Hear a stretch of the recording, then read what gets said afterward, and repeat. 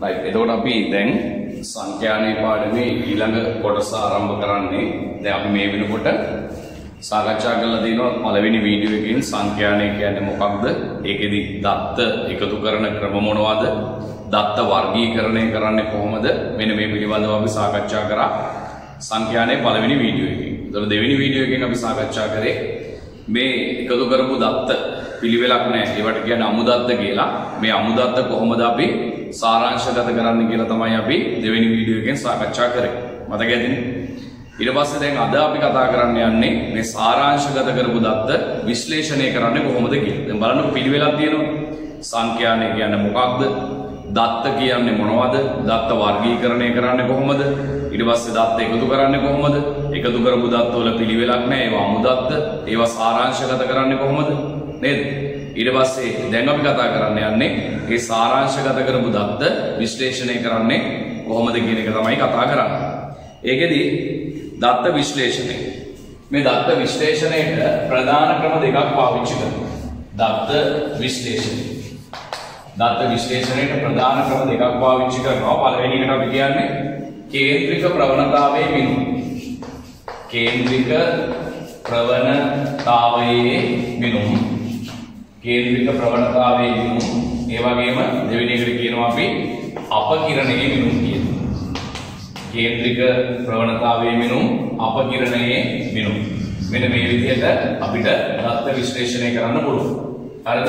ප්‍රධාන කොටස් දෙකක් යටතේ එකක් කේන්ද්‍රික ප්‍රවණතාවයේ මිනුම් අපකිරණයේ මිනුම් කියලා කොටස් දෙකකට අපිට බෙදන්න පුළුවන්. හරි ඉස්සෙල්ලා මේව ලියන්නකො. දත්ත විශ්ලේෂණය දැන් පස්වෙනි පිටුවේ ඉන්න ඩියුට් එකේ දැන් අපි ක්‍රමක්‍රමයෙන් වැඩි ඇතුළට දැන් බහගෙන යන්නේ. හරි ගණන් හදලා දැනට දැන් ලං වෙලා තියෙනවා. දත්ත විශ්ලේෂණය සාරාංශ කළ දත්ත විශ්ලේෂණය කිරීම සඳහා ප්‍රධාන ක්‍රම දෙකක් භාවිතා කරනවා. කියන්නේ එක කේන්ද්‍රික ප්‍රවණතාවයේ මිනුම් අංක 2 අපකිරණයේ මිනුම්. කේන්ද්‍රික ප්‍රවණතාවයේ මිනුම් අංක 2 අපකිරණයේ මිනුම්. කේන්ද්‍රික ප්‍රවණතාවයේ මිනුම් අංක 2 අපකිරණයේ මිනුම්. කේන්ද්‍රික ප්‍රවණතාවයේ මිනුම් අංක 2 අපකිරණයේ මිනුම්. හරි. කේන්ද්‍රික ප්‍රවණතාවයේ මිනුම් පිළිබඳවයි අපි දැන් සාකච්ඡා කරන්න පටන් ගන්නවා. කේන්ද්‍රික ප්‍රවණතාවයේ මිනුම්. කේන්ද්‍රික ප්‍රවණතාවයේ මිනුම් පිළිබඳවයි අපි සාකච්ඡා කරන්න යන්නේ. ඒකෙදි අපේ පළවෙනි මාතෘකාව තමයි මාතය කියලා කියන්නේ. මාතය නේද? m not කියලා අපි දානවා. මාතය. මොකක්ද මේ මාතය කියලා කියන්නේ? උදේ මාතය කියලා කියන්නේ දත්ත සමූහයක වැඩිම වාර ගණනක් යෙදෙන දත්තය. දත්ත සමූහයක වැඩිම වාර ගණනක් යෙදෙන දත්තයට කියනවා මාතය කියලා. වැඩිම වාර ගණනක් යෙදෙන දත්තය. අපිට දෙන දත්ත සමූහයේ වැඩිම වාර ගණනක් යෙදෙන දත්තය. මොකක්ද එහෙනම්? දත්ත සමූහයක වැඩිම වාර ගණනක් යෙදෙන දත්තයට කියන්නේ අපි මාතය කියලා. හරි දැන් අපි ඔහොම කරගෙන යන්න කොහෙද? යන්නකො මේ දත්ත සමූහයක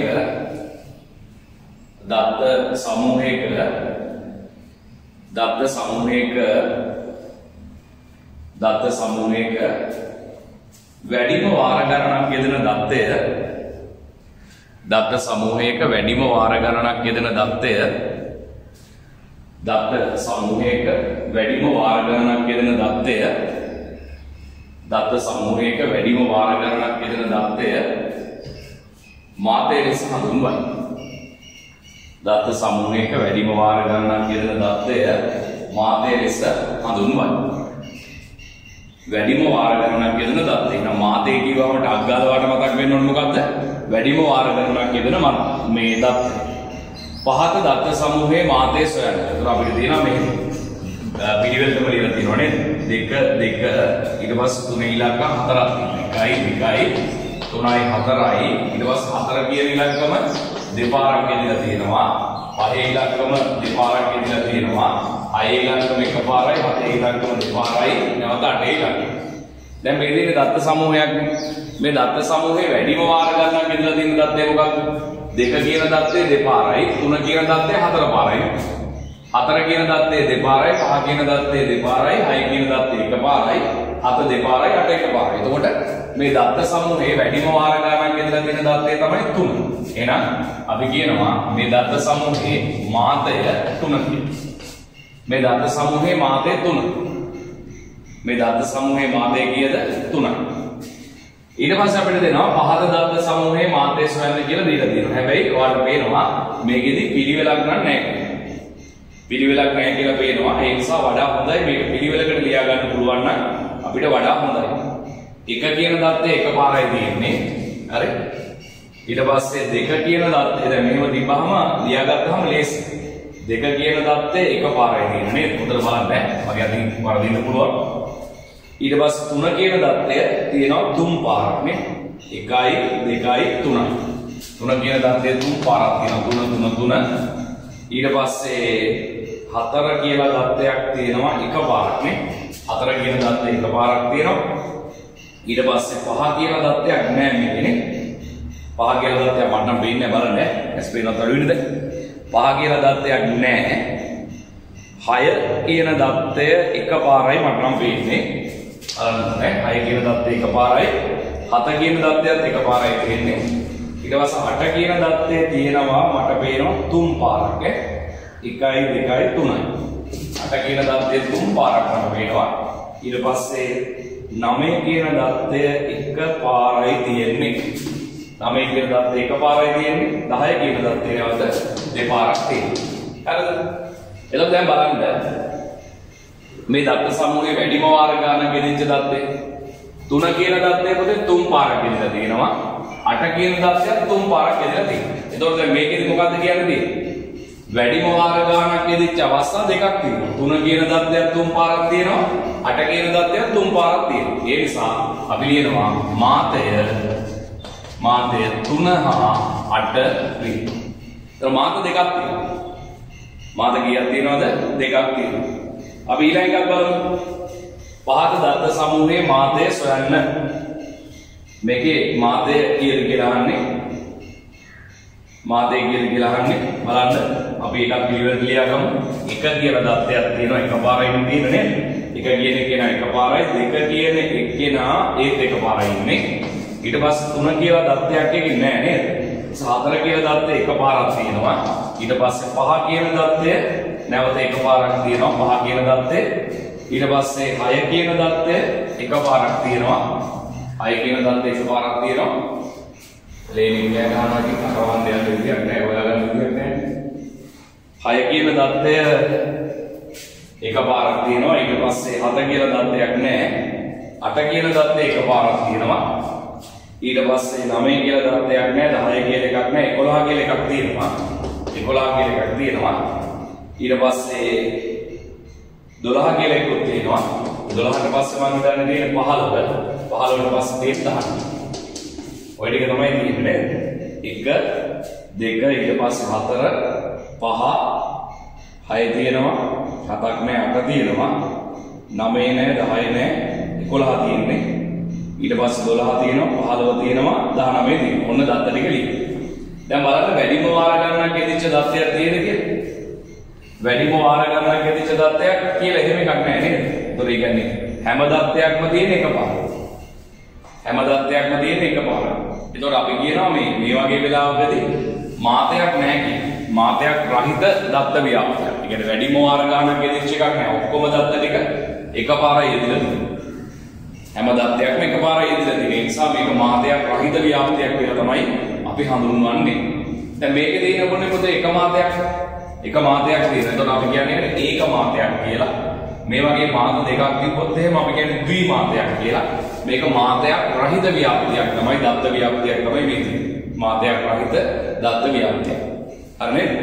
හරි. පළවෙනි එකේ පහලින් කියනකො මාතය 3 කියලා. මාතය සමානයි 3. මාතය සමානයි 3.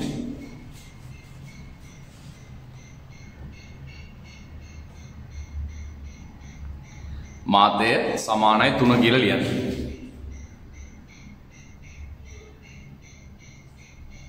මාතය සමානයි 3. වරහන් ඇතුළේ ලියන්න ඒක මාතයකි. මාතය සමානයි 3 වරහන් ඇතුළේ ලියන්න ඒක මාතයකි. ඊළඟ එකේ ලියන්න මාතේ සමානයි 3 හා 8 වේ. මාතේ සමානයි 3 හා 8 වේ. වරන් ඇතුළේ ලියන්න ද්විමාතේකි. වරන් ඇතුළේ ලියන්න ද්විමාතේකි. ද්විමාතේකි. ඊළඟ එකේ පල්ලෙහාම එකේ ලියන්න. පල්ලෙහාම ලියන්න මාතයක් රහිත දත්ත ව්‍යාප්තියකි.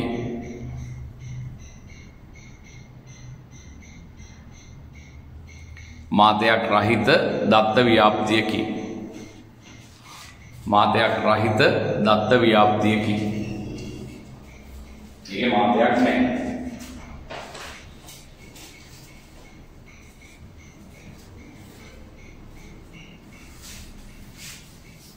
හරි. මෙන්න මේ කොටස නම් අපේ සිලබස් එකට ඉච්චර අදාළ දෙයක් නෑ. නමුත් අපි සාකච්ඡා කරනවා මොකද තුඟක් කඩිය අහන නිසා මෙන්න මේ වගේ එක මාතේ හොයන්න කොහොමද කියලා. දැන් කොහොම ඉලක්ක ටිකක් දීපුවාම අපි ඒකට කියන්නේ අසමූහිත සංඛ්‍යාත ව්‍යාප්තියක්. අසමූහිත සංඛ්‍යාත ව්‍යාප්තියක මාතේ හොයන්න ඕන ඔය විදිහට. සමූහිත සංඛ්‍යාත ව්‍යාප්තියක මාතේ හොයන්නේ කොහොමද? දැන් අපි හිතමුකෝ මෙහෙම අපිට දීලා තියෙනවා මුතේ මිනිස්සුන්ගේ වැටුප කීයද ඊට පස්සේ ඒ වැටුප ලබන කම්කරුවන් කම්කරුවන්ගේ වැටුප පිළිබඳ අපිට දත්ත ව්‍යාප්තියක් දීලා තියෙනවා. මෙන්න මේ වගේ අපි නිකන් හිතමුකෝ හරි. මෙන්න මේ වගේ දත්ත ව්‍යාප්තියක් අපිට දීලා තියෙනවා. රුපියල් 100ක් රුපියල් 150ක් අතර වැටුපක් ලබන මිනිස්සු කම්කරුවෝ පස් දෙනෙක් ඉන්නවා කියලා හිතමු ඉස්සර කාලේ. මම ඔයාලට හදාගන්න ලිස්ට් එක තමයි මේ පොඩි ඉලක්ක ටිකක් දැම්මේ. ඊට පස්සේ රුපියල් 150ක් රුපියල් 200ක් අතර වැටුපක් ලබන කම්කරුවෝ 20 දෙනෙක් ඉන්නවා. රුපියල් 200ක් රුපියල් 250 අතර වැටුප ලබන කම්කරුවෝ 41ක් ඉන්නවා කියලා හිතන්න. රුපියල් 250 රුපියල් 300ක් අතර වැටුප ලබන කම්කරුවෝ 24 දෙනෙක් ඉන්නවා. රුපියල් 300ක් රුපියල් 350ක් අතර වැටුප ලබන කම්කරුවෝ 10 දෙනෙක් ඉන්නවා. දැන් ඔයාලට මෙන්න මෙහෙම දීලා තියෙනවා අගයන් ටිකක්. ඒ කියන්නේ දත්ත සමූහයක් දීලා තියෙනවා. මේ වගේ දත්ත සමූහයක් ඔයාලට දීලා තියෙනවා. ඒතර දීලා තියෙන්නේ කම්කරුවෙකුගේ වැටුප සහ කම්කරුවන් ගණන අතර තියෙන දත්ත සමූහයක් දීලා තියෙන්නේ. 100යි 150යි අතර කට්ටිය 150යි 200යි අතර කට්ටිය මේ විදිහට දත්ත සමූහයක් දීලා තියෙනවා.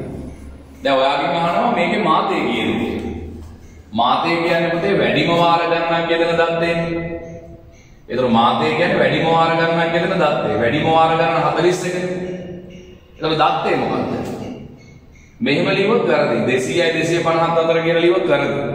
එතකොට මාතේ කියන එක තියෙන්නේ මේක ASCII. වැඩිම වාර ගණන කියන්නේ මෙතනනේ. එතකොට මේක ASCII තමයි මාතේ තියෙන්නේ. එතකොට මේක ASCII තියෙන මාතේ කීයද? ඔන්න ඔය මාතේ හොයන්නේ කොහොමද කියන එක තමයි මම දැන් ඔයාලට කියලා දෙන්න යන්නේ. මේකට පාවිච්චි කරනවා පුතේ අපි සම්බන්ධතාවයක් මෙන්න මේ විදිහට m0 සමානයි l1 ඊට පස්සේ delta 1 බෙදීම delta 1 ධන delta 2 මෙන්න මේ සම්බන්ධතාවය අපි පාවිච්චි කරනවා වැඩි කිරීම c.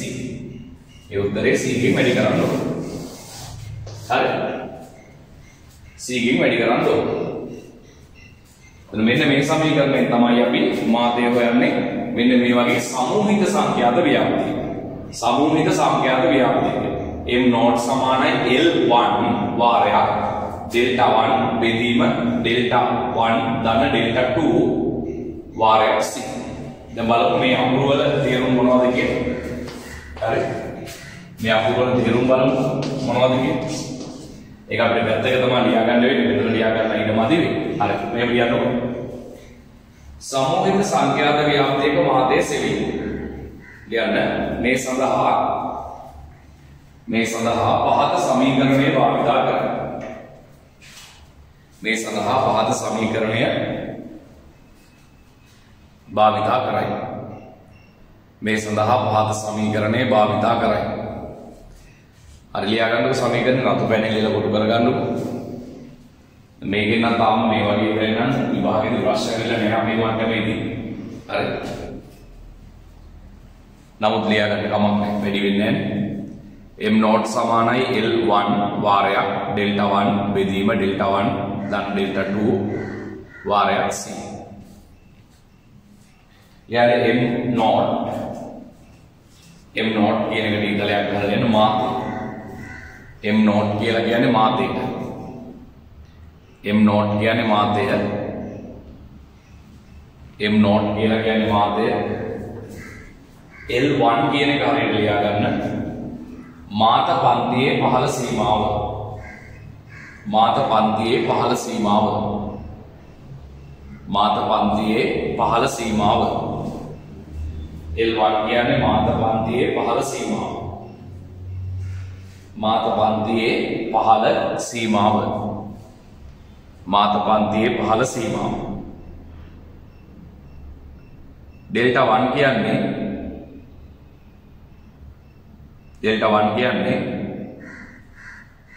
මාත පන්තියේ සංඛ්‍යාතයක්. මාත පන්තියේ සංඛ්‍යාතයක්. මාත පන්තියේ සංඛ්‍යාතයක් ඊට පහළ පන්තියේ සංඛ්‍යාතයක් අතර වෙනස. මාත පන්තියේ සංඛ්‍යාතයක් ඊට පහළ පන්තියේ සංඛ්‍යාතයක් අතර වෙනස.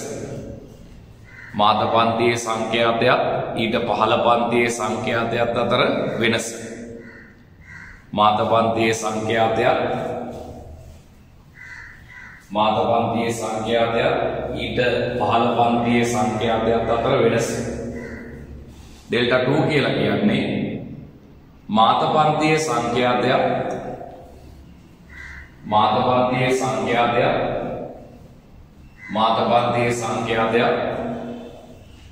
ඊට ඉහළ පන්තියේ සංඛ්‍යාතයක් අතර වෙනස. ඊට ඉහළ පන්තියේ සංඛ්‍යාතයක් අතර වෙනස.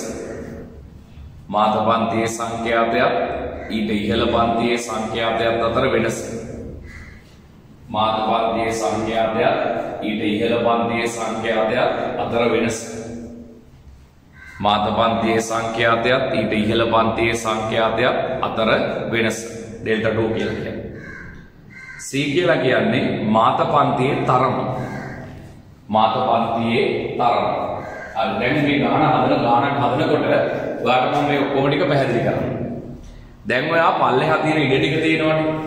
පල්ලෙහා තියෙන ඉඩ ටික සම්පූර්ණයෙන් දෙකට බෙදන්න මම ගණන් වර්ග දෙකක් හදලා පෙන්නන්නම් ඔයාලට. එතකොට මේ සමීකරණය පාවිච්චි කරන විදිහ තේරුම් ගන්න පුළුවන්.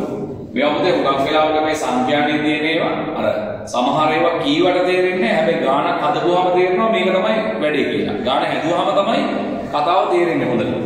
තේරුණාද? හරි. දැන් එහෙනම් දෙකට බෙදුවා. මේ පැත්තේ අපි එක ගානක් හදමු. මේ පැත්තේ තව ගානක් හදමු. හරිද? ඉඩ ටිකක් නාස්ති කරන්න පුළුව වැඩේ කරගෙන යන්නේ. ලියන්න මෙන්න මෙහෙම.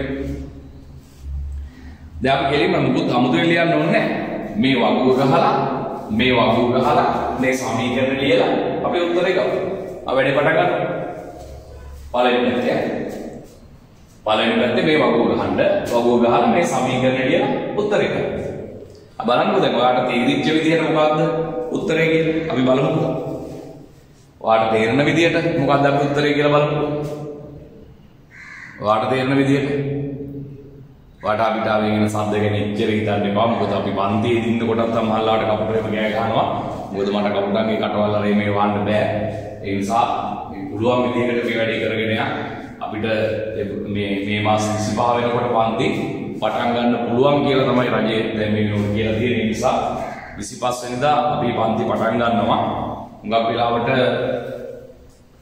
25ම අපිට පන්ති පටන් ගන්න පුළුවන් නම් නුවර පන්තියේ කට්ටියට එදාට අපි රිවිෂන් එක පටන් ගන්නවා 25 වෙනිදා. ඒ වගේම ඒ සතියේම සිකුරාදා කෑගල්ලේ පන්තියේ කට්ටියටත් රිවිෂන් එක පටන් ගන්නවා ඒ සතියේම. හරි. එතකොට එතනින් පස්සේ අපිට සුපුරුදු පරිදි පන්ති කරගෙන යන්න පුළුවන් වෙයි. උපරිම සෞඛ්‍ය ආරක්ෂිත ක්‍රමවේද අනුගමනය කරන්න සිද්ධ වෙයි. මේ පාර ගිය පාරත් අපි පාවිච්චි කරා නේද? එතකොට ඊටත් වඩා උපරිමයකට යන්න සිද්ධ වෙනවා. මොකද එන්න රෝග ව්‍යාප්තිය වැඩි. මොකද අපි කලින් පන්ති සෞඛ්‍ය ආරක්ෂිතව කරනකොට රෝගීන් සංඛ්‍යාව ගොඩක් අඩුයි. හැබැයි දැන් ගොඩක් වැඩි. ඒ නිසා ළඟම ඉන්න කෙනාටත් කොරෝනා තියෙන්න පුළුවන්. එදත් මං කිව්වේ එහෙමනේ. ළඟම ඉන්න කෙනාට කොරෝනා තියෙනවා කියලා හිතාගෙන ජීවත් වෙන්න කියලා. මොකද මේකත් එක්ක යන්න වෙනවා. දැන් සමහර කට්ටිය හිතනවානේ අපි කොරෝනා ඉවර වෙලාම පටන් ගන්නවා කියලා. දැන් 2023 දී කොරෝනා ඉවර වුණොත් එහෙම එතකම් ඉන්න වෙනවා. ඒතකොට ගෙදරටම නාකිලා. ඒ නිසා මේකත් එක්ක ජීවත් වෙන්න වෙලා තියෙන්නේ. ඒ හින්දා අපරිම සෞඛ්‍ය ආරක්ෂිත ක්‍රම පාවිච්චි කරනවා. ඒ නිසා අනිවාර්යයෙන්ම අපි සාමාන්‍යයෙන් පන්ති දෙකකට හෝ තුනකට වෙන් කරනවා. සාමාන්‍ය විශාල පන්ති දෙකකට හෝ තුනකට වෙන් කරනවා. කුඩා පන්ති තියෙන ඒවා ඒ මට්ටමෙම පවත්වාගෙන යනවා. හරි. ඒ නිසා ඔයාලටත් වගකීමක් තියෙනවා. අපිටත් වගකීමක් තියෙනවා. හරි. දැන් මම ඔයාලට රිවිෂන් පන්ති ඩියුටි එක දීලා තියෙන්නේ. බය වෙන්න එපා, සිලබස් එක ඉවර කරලා දෙනවා. හරි.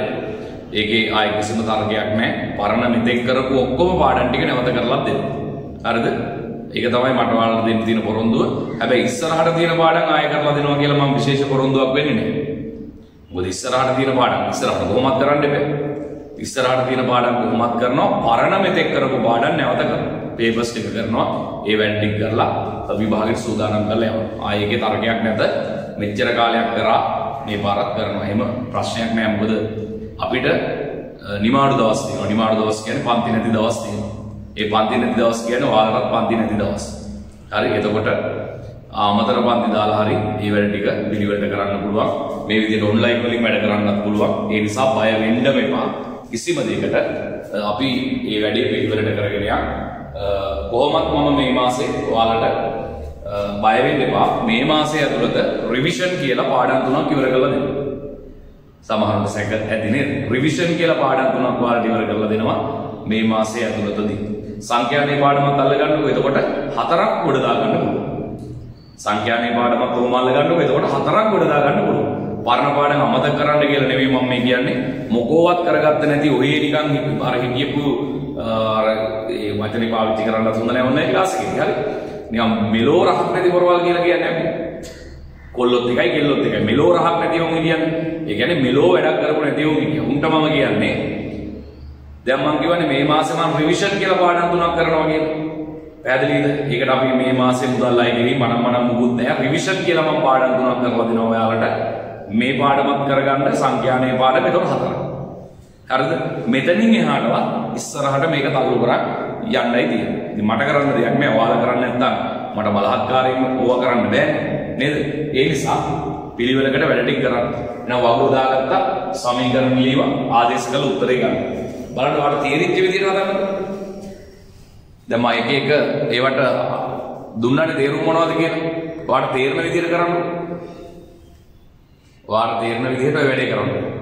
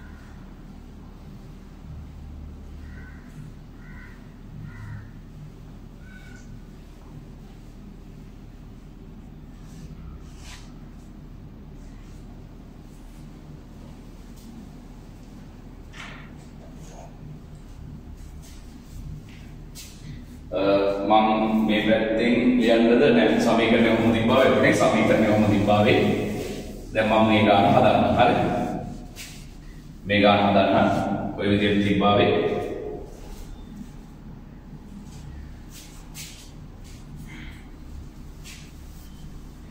දැන් පුතේ සමීකරණය ඔබනේ මාතේ හොයන්න ඕන L1 කියලා කියන්නේ මොකක්ද L1 කියන්නේ මාත පන්තියේ පහළ සීමාව. මාත පන්තිය කියන්නේ පුතේ වැඩිම වාර ගණනක් ගෙදිච්ච පන්තිය. ඒතකොට මේ තමයි මාත පන්තිය. මේ දෙන්නේ. මාත පන්තියේ පහළ සීමාව. පහළ සීමාව කියන්නේ මෙන්න මෙයා 200. මාත පන්තියේ පහළ සීමාව 200. ඊට පස්සේ පුතේ ඩෙල්ටා 1 කියලා කියන්නේ මාත පන්තියේ සංඛ්‍යාතය ඊට පහළින් පිහිටි පන්තියේ සංඛ්‍යාතයත් අතර වෙනස. දැන් පහළින් කියලා කිව්වහම හුඟක් කට්ටියට මේ පල් හැද බැලවෙන්නේ. පහළින් කියන්නේ පුතේ මෙතන. ඒ කියන්නේ මේ ගානට වඩා 200 250ට වඩා මෙතනනේ 15 කියන්නේ. 150 200නේ. ඒ නිසා පුතේ මෙතන තමයි පහළ සංඛ්‍යාතය කියන්නේ. මාත පන්තියේ සංඛ්‍යාතයත් ඊට පහළින් පිහිටි පන්තියේ සංඛ්‍යාතයත් අතර වෙනස. මාත පන්තියේ සංඛ්‍යාතයත් ඊට පහළින් පිහිටි පන්තියේ සංඛ්‍යාතයත් අතර වෙනස. මේ දෙන්නගේ වෙනස තමයි ගන්න ඕනේ පුතේ. 41යි 20යි අතර වෙනස කීයද 21යි 21 බෙදීම ආය ඩෙල්ටා 1 කියන්නේ පුතේ 21 දාන්න ඩෙල්ටා 2 කියන්නේ මොකක්ද මාත පන්තියේ සංඛ්‍යාතයත් ඊට ඉහළින් පිහිටි පන්තියේ සංඛ්‍යාතයත් අතර වෙනස මේ ගානට වඩා පුතේ මේ ගාන වැඩියි ඒතර මෙයා තමයි ඉහළගේ හරිද ඒතර මේ දෙන්න අතර තියෙන වෙනස කීයද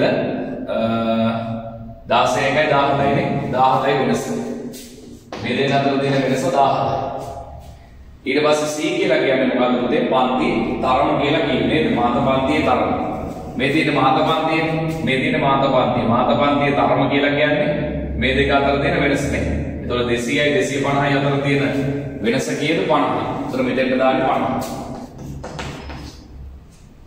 දැන් ඒක ඔබ සුළු කරගන්න දැන් ඔබ සුළු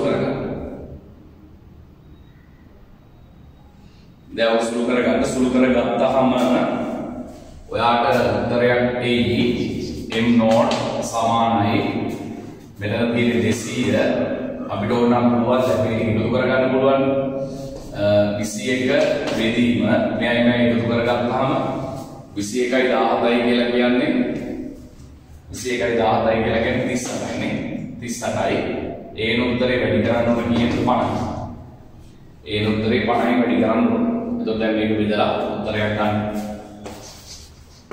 මේ ඉලක්කයන් ටික වැඩි කරලා බෙදලා උත්තරයක් ගන්න.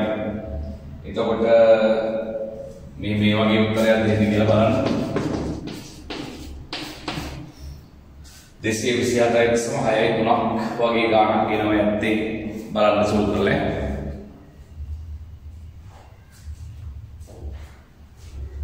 ඔය තමයි මෙන්න මේ විදිහට දත්ත ව්‍යාප්තියක් දුන්නොත් සමූහිත සංඛ්‍යාත ව්‍යාප්තියක් දුන්නොත් මාතේ හොයන විදිහ.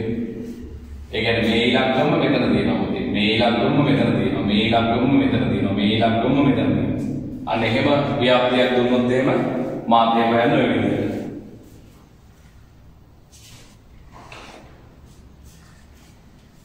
මේ විදිහේ ව්‍යාප්තියක් දුන්නොත් මාතේ හොයන්නේ මේ විදිහට. හරිද? හදාගන්න. මම ඔයාලට තව ව්‍යාප්තියක් දෙන්නම්. හදාගන්න කට්ටිය හදාගන්න.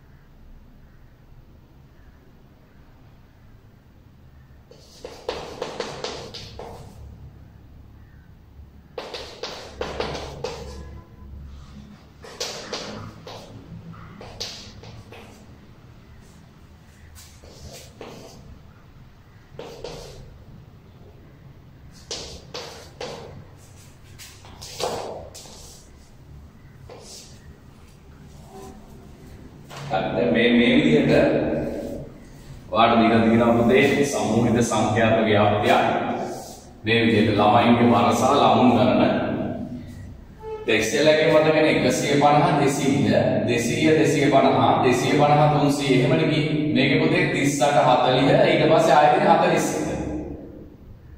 41 43 ඊට පස්සේ දෙන්නේ 44 48 පේනවද මතකද ඉස්සෙල්ලා එක 100 නේද පටන් ගත්තේ 100 150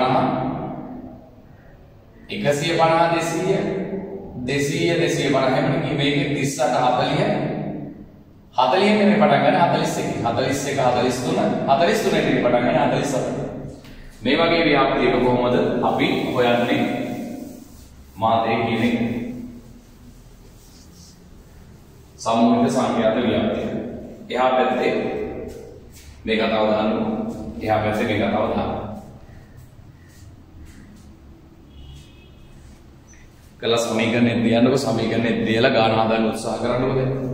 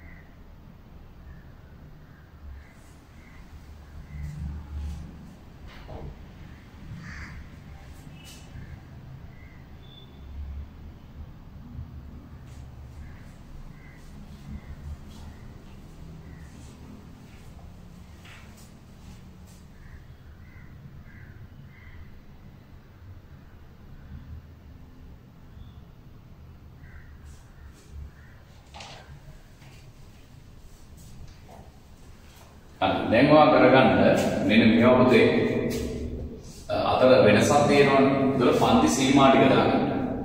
පන්ති මායිම් ටික දාගන්න. මතකද මේ වගේ එකක් තියුත් කරන්න ඕනද? මෙතන වෙනස කීයද? 1යි. මෙතන වෙනස 1යි. එක බෙදන්න කීයද? 2කින්. උත්තරේ කීයද? 0.5. එහෙනම් පුතේ මෙයාට 0.5 අඩු කරන්න. මෙයාට 0.5 එකතු කරන්න. හරිද?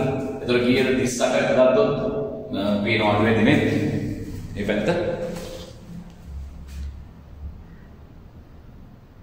ये बेहतर गम को बोलना ये तो मेतने ने बुते 10.5 काटू करा 10.5 की तो करा 38.5 ඊට පස්සේ මෙතන ඉන්නේ 40.5 මෙතන ඉන්නේ 40.5 මෙතන ඉන්නේ කීයද 43.5 මෙහෙම ඔක්කොම නම් ලියන්න අවශ්‍යතාවයක් නැහැ නමුත් අපි ලියමුකෝ මෙතන ඉන්නේ 0.5 කඩු කරපුවාම 43.5 එකතු කරපුවාම 46.5 මෙතන අඩු කරපුවාම 46.5 මෙතන 49.5 ඔක්කොම අවශ්‍ය නැහැ ඔය ටික ලියාගත්තාම ඇති දැන් එහෙනම් දැන් ගාන හදන්න තියෙන්නේ කෙලින්ම සමීකරණේ ලියාගන්න මොකද්ද සමීකරණේ m not සමානයි L1 වාරයක් ඩෙල්ටා 1 බෙදීම ඩෙල්ටා 1 ගන්න ඩෙල්ටා 2 වැඩි කිරීම c. මේකේ සමීකරණය මේක තමයි සමීකරණය. එතකොට පුතේ m not සමානයි L1 කියලා කියන්නේ මොකක්ද? L1 කියන්නේ මාතපන්තියේ පහළ සීමාව. කොහොමද මාත පන්තිය? මාත පන්තිය කියන්නේ වැඩිම වාර ගානක් ගෙදිච්ච අවස්ථාවල වැඩිම වාර ගානක් ගෙදලා තියෙන්නේ මෙතන. එහෙනම් මේ තමයි මාත පන්තිය. මාත පන්තියේ පහළ සීමාව කියලා ගන්න අපි මේ 15 කියලා ගන්නෙ මෙන්න මේ ගාන. ඒ කියන්නේ 43.5. 43.5 තමයි ගන්න. මේ ගාන ගන්න එපා. හොඳ 44 කියන එක ගන්න එපා. ඉස්සෙල්ලා ගාන එහෙමනේ ගත්තේ. 43.5.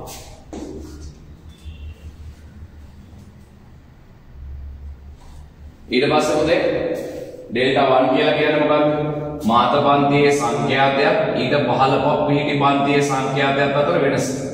15 පිහිටි පන්තිය කියන්නේ මෙන්න මේ යන්නේ. එතකොට මේ දෙන්න අතර වෙනස කීයද? 6 10 වෙනස 4යි නේ. 6 10 වෙනස 4යි. ඊට පස්සේ ඩෙල්ටා 1 දාන ඩෙල්ටා 2 නේ. ඩෙල්ටා 1ත් 4යි. ඊට පස්සේ ඩෙල්ටා 2. ඩෙල්ටා 2 කියන්නේ මාත පන්තියේ සංඛ්‍යාතයක් ඊට ඉහළින් පිහිටි පන්තියේ සංඛ්‍යාතයක් අතර වෙනස. මේ දෙන්නගේ වෙනස කීයද? 5යි.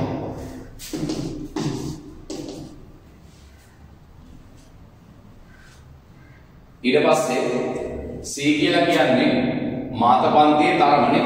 C කියලා කියන්නේ මාතපන්තියේ තරම. මෙතන ගත්තොත් 2යි මෙතනින් ගන්නෑ. 43.5යි 46.5 වෙනස කියන 3යි. මෙතන වෙනස ගන්නෑ.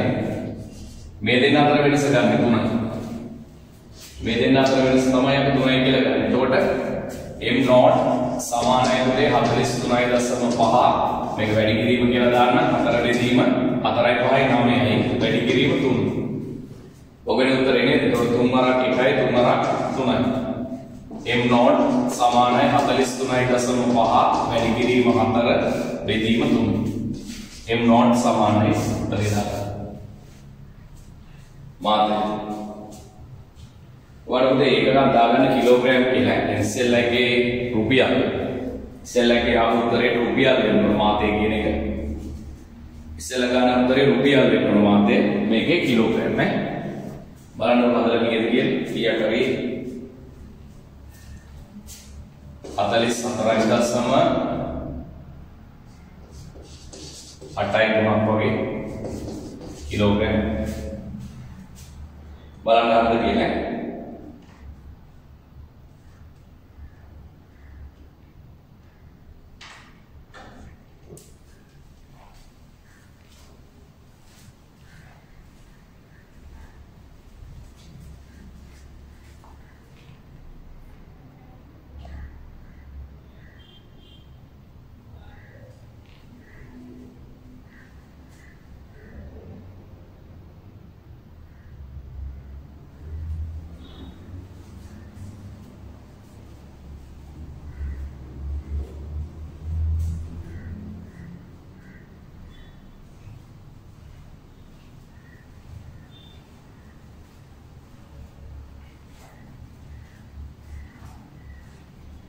මේ පාඩමේ තව ටිකයි උගන්වන්න තියෙන්නේ.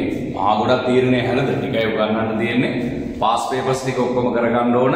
පාස් පේපර්ස් ටිකෙන් පස්සේ ඊළඟට ජාතික අධ්‍යාපන ආයතනයේ ප්‍රශ්න සෙට් එකක් තියෙනවා. ඒ ටිකත් කරගන්න ඕන. ඒ ටික කරගත්තට පස්සේ ඔයාලට ඕනම ප්‍රශ්නයක් කරගන්න පුළුවන්. ඕනම රටාවක් ඕනම ක්‍රමයක් අහුවෙනවා.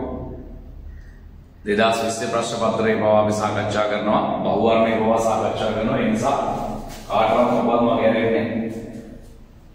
ඒ සියලුම දේවල් ටික එකතු කරගත්තාම හරි ප්‍රමාණවත්.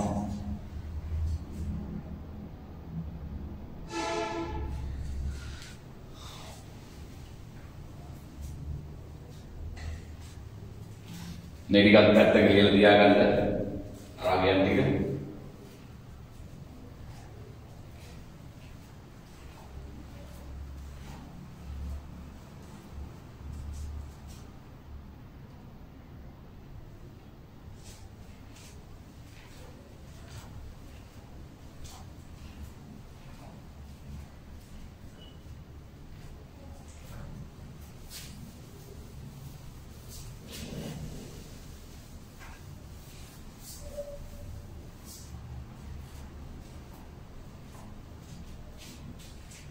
හරියද නේද? හරි.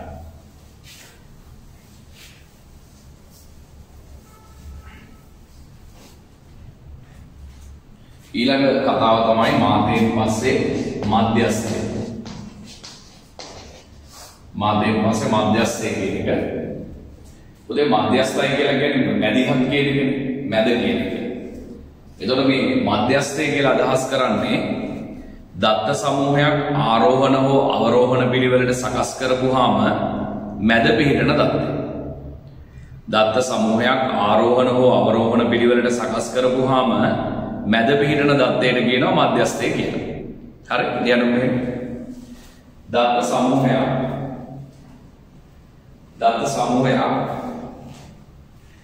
ආරෝහණ හෝ අවරෝහණ පිළිවෙලට සකස් කළ විට දත්ත සමූහයක් ආරෝහණ හෝ අවරෝහණ පිළිවෙලට සකස් කළ විට දත්ත සමූහයක් ආරෝහණ හෝ අවරෝහණ පිළිවෙලට සකස් කළ විට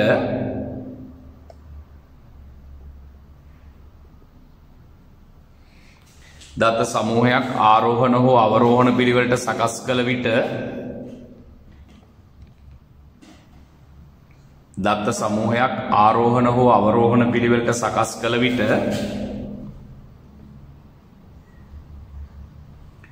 මැද පිහිටන දත්තය මධ්‍යස්ථයයි. මැද පිහිටන දත්තය මධ්‍යස්ථයයි. මැද පිහිටන දත්තය මධ්‍යස්ථයයි. දැන් මේකෙදි පුතේ මධ්‍යස්ථය හොයනකොට ක්‍රම දෙකක් තියෙනවා. දත්ත සංඛ්‍යාව ඔත්තේ සංඛ්‍යාවක් නම් මධ්‍යස්ථය හොයන විදිහ, දත්ත සංඛ්‍යාව ඉරට්ටේ සංඛ්‍යාවක් නම් මධ්‍යස්ථය හොයන විදිහ. ඔත්තේ ඉරට්ටේ දන්නව නේද? දෙකෙන් හරියටම බෙදෙනවා නම් ඉරට්ටේ, දෙකෙන් බෙදුවාම එකක් ඉතුරු වෙනවා නම් ඒක ඔත්තේ සංඛ්‍යාව.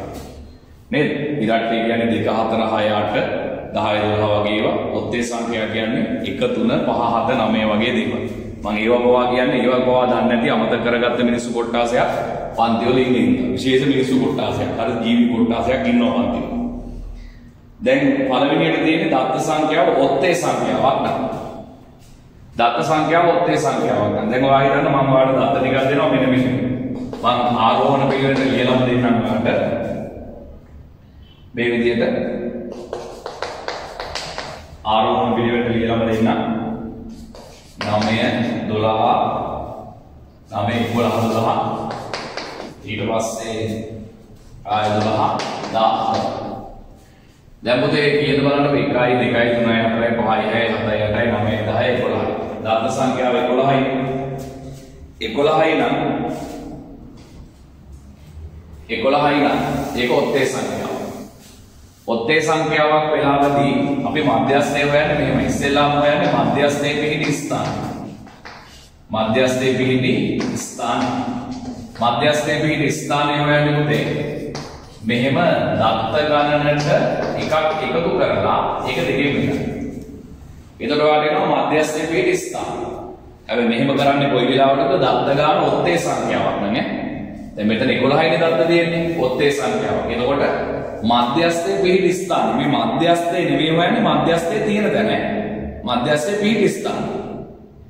දත්ත ගාන දෙකක් එකතු කරලා දෙකෙන් බෙදන්න. දැන් දත්ත ගාන කියන දත්ත කියන දිනවා කියන්නේ 11යි. ඒකට කීයද එකතු කරන්නේ? එකක් එකතු කරලා දෙකෙන් බෙදන්න. 11යි 1යි 12යි 12 දෙකෙන් බෙදුවම 6යි. දැන් සමහරව හිතනවා මේක තමයි උත්තරේ කියලා. සමහරව හිතනවා මෙන්න මේක තමයි උත්තරේ කියලා. ඒ කට්ටිය කියනවා මධ්‍යස්ථයේ 6 කියලා. නෑ. ඔයාගේ මධ්‍යස්ථයේ පිහිටි ස්ථාන. මධ්‍යස්ථයේ පිහිටි ස්ථාන. ඒ කියන්නේ 6 වෙනි දත්තය තමයි පුතේ මධ්‍යස්ථය. කො 6 වෙනි දත්තය? 1 2 3 4 5 6 මේ මධ්‍යස්ථය. නේද? එහෙනම් අපි කියනවා එම නිසා මධ්‍යස්ථය 8 වෙනවා. එහෙනම් මධ්‍යස්ථය 8 වෙනවා. ඔන්න ඔය විදිහට තමයි දත්ත සංඛ්‍යාව ඔත්තේ සංඛ්‍යාවක් නම් මධ්‍යස්ථය හොයන්නේ. මෙහෙම පුරුදු වෙන්න. හරිද?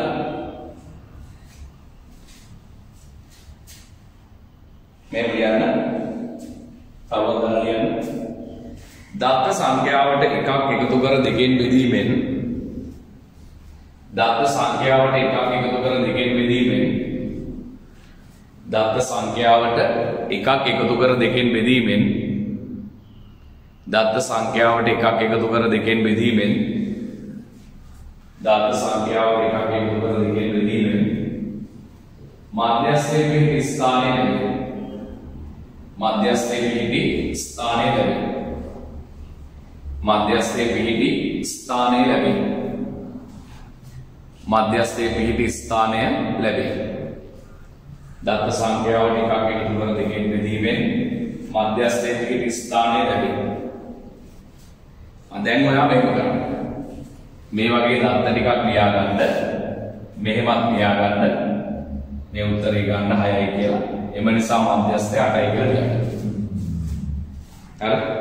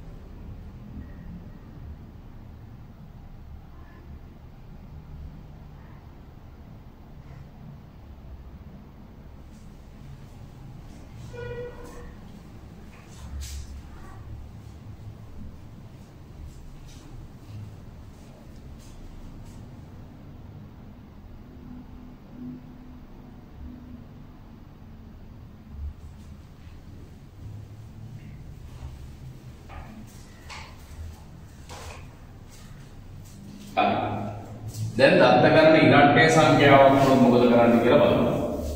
මම උදාහරණයක් එකම කියලා දෙන්නම්. එතකොට ලේසි. දත්ත ගණන ඉරට්ටේ සංඛ්‍යාවක් වුණොත් මොකද කරන්නේ? හරි. වායි ගන්න මෙන්න මේ වගේ දත්ත ටිකක් වාට දීලා තියෙනවා කියලා. 2 3 3 3 4 5 5 5 6 7. දැන් බලන්න දත්ත ගණන ඉරට්ටේ සංඛ්‍යාවක්ද කියලා. 1 2 3 4 5 6 7 8 9 10 දත්ත ගාන ඉරට්ටේ සංඛ්‍යාව. දත්ත ගාන ඉරට්ටේ සංඛ්‍යාවක් වුණොත් ඔයා මෙහෙම කරන්න. මධ්‍යස්ථය පිහිටි ස්ථානය. ඔයා කෙලින්ම දත්ත ගණන දෙකෙන් බෙදන්න. දත්ත ගණන බෙදන්න දෙකෙන්. දැන් මේකේ හැටියට දත්ත ගාන කීයද? 1 2 3 4 5 6 7 8 9 10 දත්ත ගාන 10යි දෙකෙන් බෙදන්න 5යි. ඇත්තම කතාව මෙතනදී පුතේ මේ මධ්‍යස්ථයේ පිහිටි ස්ථානය කියලා කියන්නේ පහම නෙවෙයි. පස්වෙනි දත්තේ නෙවෙයි. 1 2 3 4 5නේ. මෙයානේ පස්වෙනි දත්තේ. පස්වෙනි දත්තේ. එතකොට පුතේ එයයි ඊට පිටුපසින් පිහිටි දත්තේ. මෙන්න මෙයා මෙන්න මේ දෙන්න එකතු කරලා දෙකෙන් බෙදන්න. එතකොට ඔයාලට එනවා මධ්‍යස්ථය. දැන් මෙතන මධ්‍යස්ථයේ පිහිටි ස්ථානය කියන්නේ 5නේ. පස්වෙනි දත්තේ බලන්න. 1 2 3 4 5. පස්වෙනි දත්තයයි ඊට පිටුපසින් පිහිටි දත්තේ මේකේ. ඒ දෙන්න එකතු කරලා දෙකෙන් බෙදන්න. එතකොට මධ්‍යස්ථයේ සමානයි. මධ්‍යස්ථයේ සමානයි මෙන්න පස්වෙනි දත්තය. මෙන්න ඊට පිටුපසින් පිහිටි දත්තේ බෙදන්න දෙකෙන්. එතකොට මේ දෙක 9යි 9 දෙකෙන් බෙදුවොත් කීයද? 4.5. 9 දෙකෙන් බෙදුවොත් 4.5. එතකොට මධ්‍යස්ථය 4.5යි කියලා. දැන් මේක ලියන්න. දත්ත සංඛ්‍යාව දෙකෙන් බෙදූ විට දත්ත සංඛ්‍යාව දෙකෙන් බෙදූ විට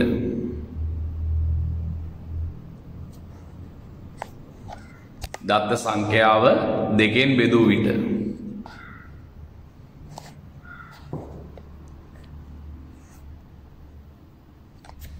දත්ත සංඛ්‍යාව දෙකෙන් බෙදූ විට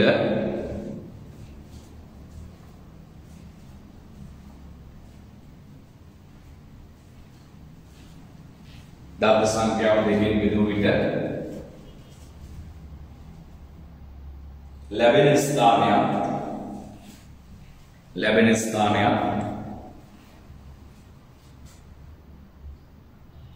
ස්ථානයේ පිහිටි දත්තයත්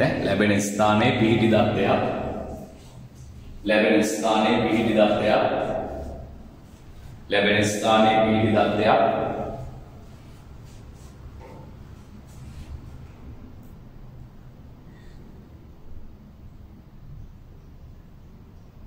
එම දත්තයට පිටුපසින් පිහිටි දත්තයක් එම දත්තයට පිටුපසින් පිහිටි දත්තයක්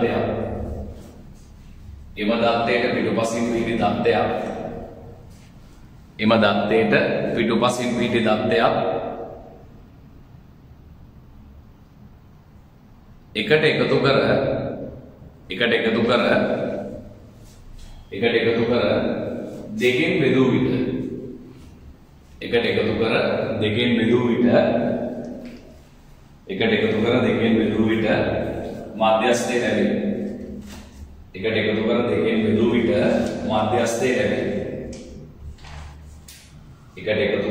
දෙකෙන් බෙදූ විට මධ්‍යස්ථය ලැබේ. හරි ටියුට් මේ බෝඩ් එකේ තියෙන දේ ලියා ගන්න.